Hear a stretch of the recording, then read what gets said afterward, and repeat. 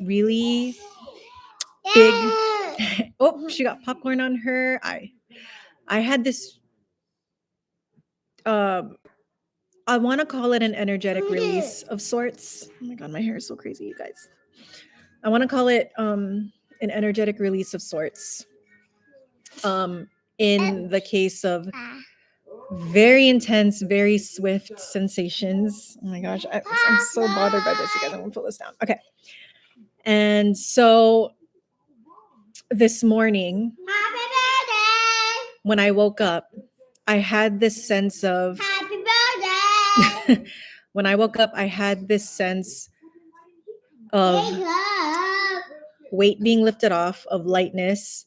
It almost felt like I had just exited a haunted house. That it's so interesting that this is the imagery that came up. I felt when I got out of bed to take my kids to school, I felt like I had just exited a haunted house maze that I have been stuck in for a very, very long time. And so I felt relief, but also, when you come out of a very scary scenario, like a prolonged haunted house maze, you're still you're shaking, you're jarred a little bit, right? So that is how I'm feeling today. And yeah, so we're just kind of rolling. We're kind of rolling with the punches today. So I just wanted to know if you guys are watching this later. Comment down below and let me know how you've been feeling. Oh my gosh, sorry. I have so much stuff. I got popcorn in my hair, all kinds of stuff in my hair. So distracted. Yeah, let me know how you guys have been feeling. I think we're gonna be in this 9/9 portal until September 12th. If I'm not mistaken. I really know nothing about this, but I did feel I don't know what you would call it, just shifts, movements. Things have been happening, especially yesterday into today. So we're just kind of gonna see how today goes. And also the second thing that I wanted to talk about was this question has come up. If you have gone on my website, you see that I was coaching for for people dealing with chronic illness or who wanted to rewire their brains for better, right? For a relation, like if they have relationship issues or chronic illness stuff. Okay. So I wanted to clarify that because this question has come up a lot. Not a lot, but I just want to clarify. Yes, I was coaching while I was going through my recovery. That is true. I worked with IFA Mind Body, and I would say halfway we did a 1-to-1 6-month container.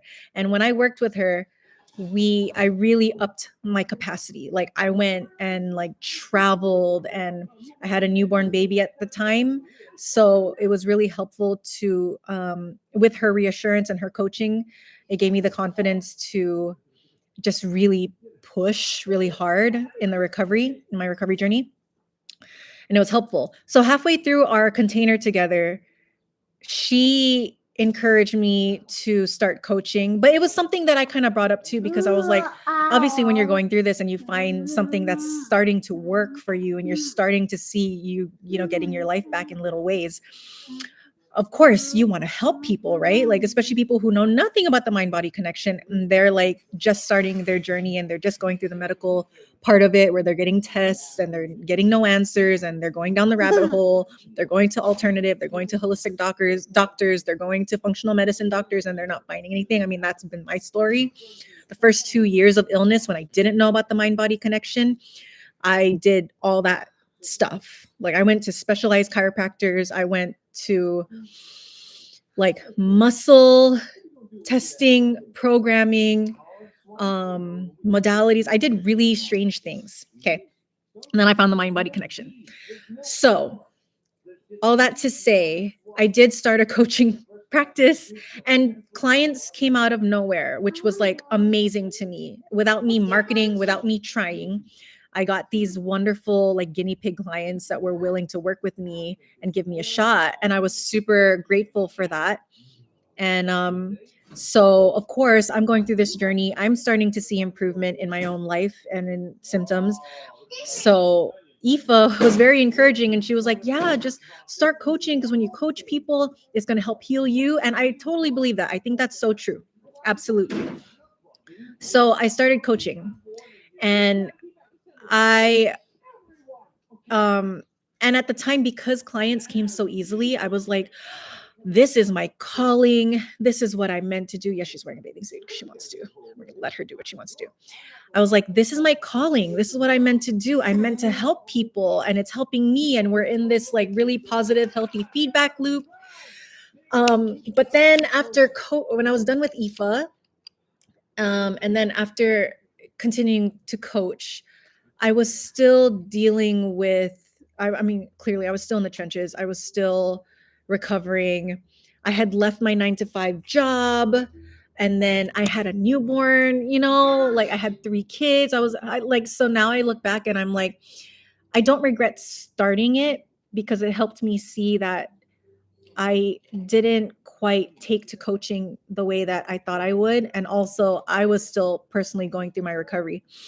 So, do I think you should coach while you're recovering? I think it's fine. I honestly think most people in this space, they're really well intentioned. They really want to help you, get through the other side and recover. And I don't think there's anything wrong with that at all. And so that's why I kind of pivoted. I stopped the coaching and I was like, okay, I need to like, deal with things um for myself. So I enrolled in more courses. I'm doing like all the things that they say not to do. But I just enrolled like in NLP courses, neuro linguistic programming, and I did mind change and I'm still part of that. And but it's mainly out of like pure curiosity for me. And I'm kind of like a nerd when it comes to things I get obsessive about. So I just want to know everything about it. And I don't regret any of those because I've met like super cool people. But ultimately, I landed on Mindful Gardener, Helmet, and Sam because after doing the whole gambit, right? They were like, you just allow. You allow, you elevate because you've repressed so much, that your allostatic load, we talk about this all the time, your allostatic load is so full, so it needs to come out. And I would think I was so overwhelmed. I think I underestimated how much repression has been in my cells. And I've come to realize a lot of it was not me. It was passed down from my parents, from their parents, and so on and so forth. So I just wanted to clarify that because I totally understand people thinking that, you have, and I'm not the only one. There's a lot of coaches out there that they're not fully recovered, but they're coaching.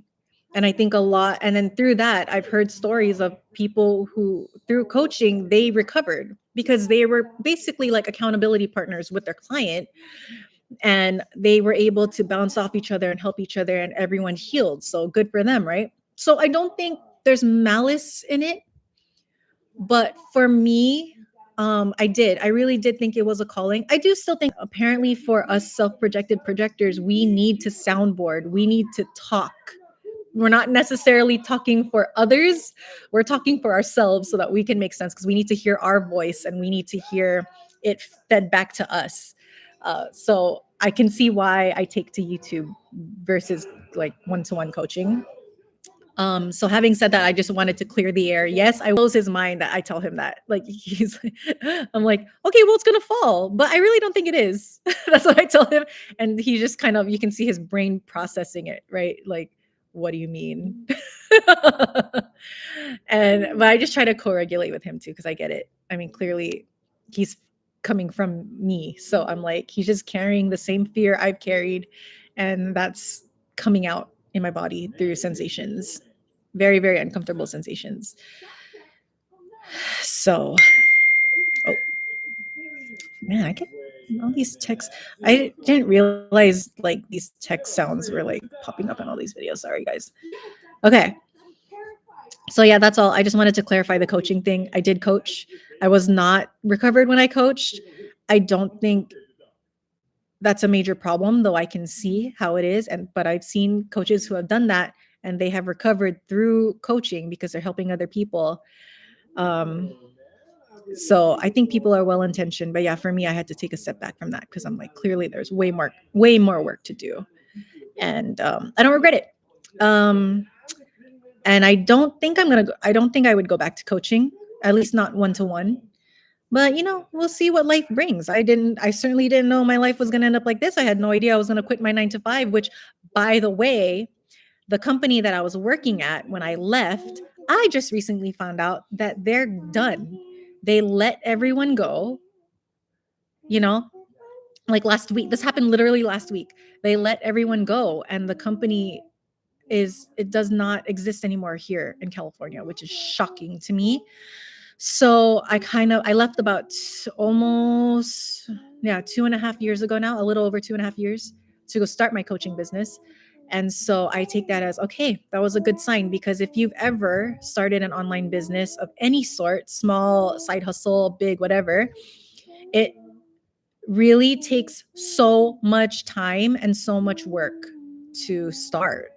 So I look at that when I left, like, I know people thought I was crazy. I kind of thought I was crazy, but I did, like I said, I thought it was a calling. I still think it was a calling, but I think it's going to look different from coaching one to one, like how I initially had it.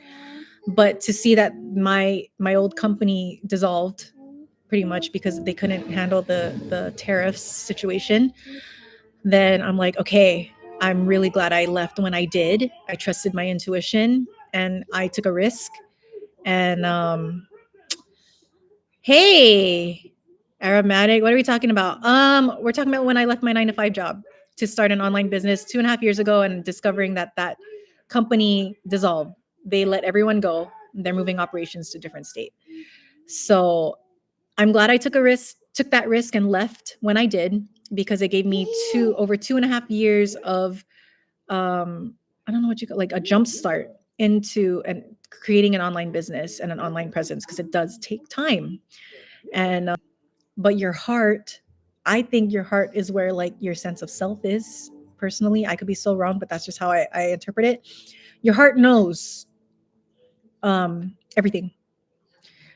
Your heart has intelligence, it has a brain, and your heart knows what you're feeling, what you need, all that stuff. So we need to, the whole point of Heart Minded Living Co. is the journey to connect the two again, your mind and your heart, making them aligned and living an aligned life for you.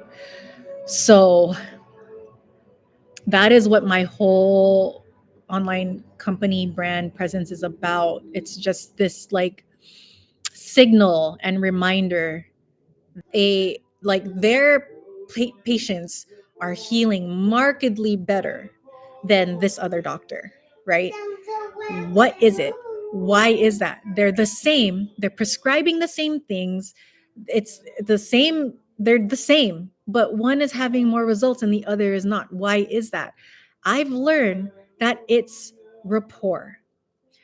If a doctor has rapport skills and he knows how to hold his patients emotionally, you know if and I think it's all an energy and a frequency thing. If he can emit light, and safety, yeah, just get outside, get in the sun. That's what I'm about to do right now. And yeah, keep on keeping on, because